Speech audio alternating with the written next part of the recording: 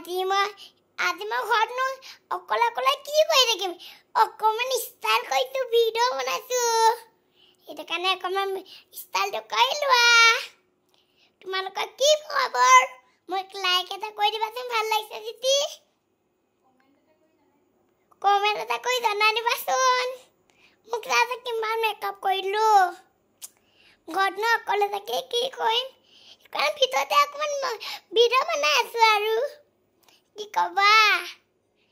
এখানে অকমান মোবাইলটো লৈ মনাই চোৱা ভিডিঅ' কৰা সকলোৱে বাই বাই টাটা